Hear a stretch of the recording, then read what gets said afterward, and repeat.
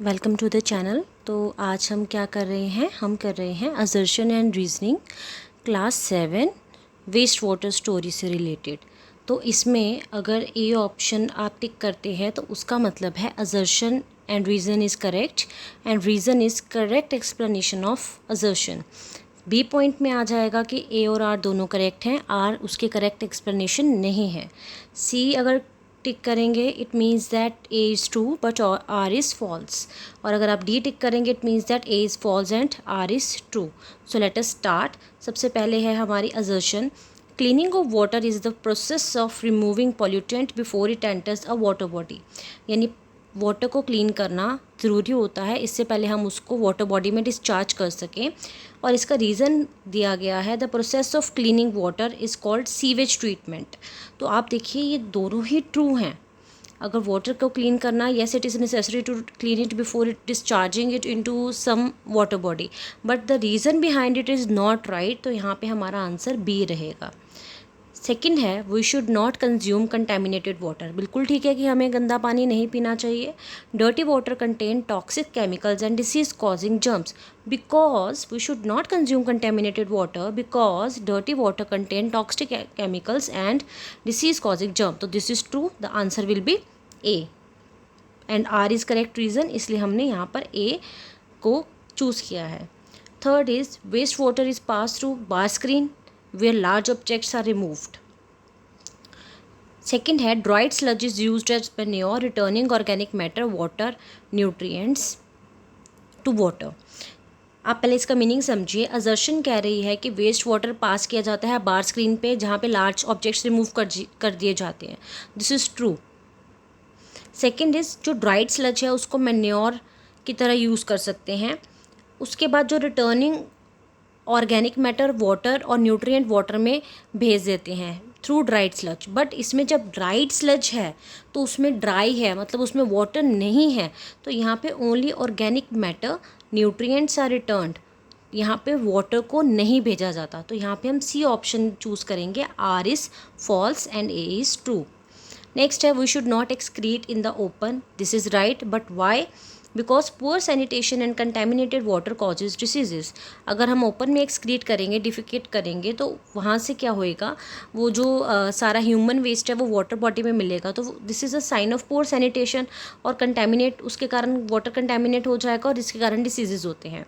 Fifth one is open defecation. Again it is related to defecation. Open defecation is one of the common reason of water contamination in rural India. या this is true कि rural India में open defecation होता है, और human waste contain harmful bacteria and that contaminate water sources. तो this is also true, तो उसका reason भी सही है। हम क्या करेंगे, हम पहले चेक करेंगे हमेशा कि हमारी असर्शन ट्रू है, रीज़न ट्रू है। इंडिविजुअली चेक करो, ठीक है, कि कहीं वो सी या डी में तो नहीं फॉल करती। अगर सी या डी में नहीं फॉल करती तो इट इज़ ऑब्वियस दैट कि वो ए और बी में फॉल करेगी। तो अगर वो ए में फॉल करती है तो आपने क्या करना है, असर्शन के पीछे आपने बिकॉज लगा के देखना है कि क्या उसका सही रीज़न बन रहा है जो रीज़न हमें दिया है। अगर तो सही रीज़न बिल्कुल बन रहा है तो आप चूज़ करेंगे ऑप्शन ए कि that is a correct explanation. अगर वो सही ऑप्शन नहीं बन रहा बिकॉज लगाकर, then you will choose B option. I hope this is clear to you. Next, on sixth assertion is chlorination is a method of disinfection of water. तो chlorination से क्या होता है, हमारा जो water है वो disinfectant हो जाता है, और reason उसका दिया है कि यहाँ पे ये रिमूव करता है बैड ऑडर को। नो, तो R is false. R false है तो हम सी ऑप्शन करेंगे, क्योंकि जो क्लोरीन ऐड किया जाता है वो वाटर को क्लीन करने के लिए किया जाता है। Seventh assertion is waste water that originates from industrial and commercial organisation is known as sludge. Reason is the biogas produced from the sludge is used as low cost fuel for cooking and generate electricity. यहाँ पे assertion हमारी totally false है, R हमारी true है।